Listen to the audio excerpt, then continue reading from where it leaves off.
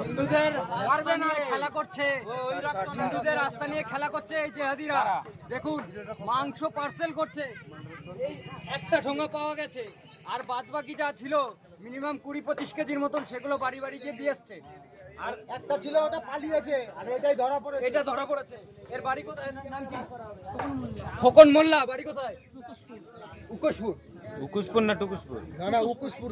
উকুশপুর। আর তোর মালিকের নাম কি? হাসিবুল শেখ, তাই তো? টোটাল ইনফরমেশন, টোটাল নামটা বলতে হবে। হাসিবুল শেখের জন্য তুই চালানি খাচ্ছিস। টার্গেটটা কোথায় ছিল বিক্রি করার? ওর আশেপাশে অনেক পাড়ায় না মুসলিম পাড়ায়? আরে মুসলিম পাড়ায়। আমাদের পরবর্তীকালে এরকম যেন কেউ করার সাহস না পায় সেই ব্যবস্থা আমাদের প্রত্যেকটা হিন্দু সনাতনীদের করতে হবে। আর প্রথম কথা, একে দেখেও যেন দ্বিতীয় জনা যে চিন্তা ভাবনা করছে তাকেও ভাবতে হবে। একে মেরে পারলে ফাঁসিতে উঠে যাব, যদি সেই চিন্তা ভাবনা যদি যেতে হয় তাহলে সেটাই করব।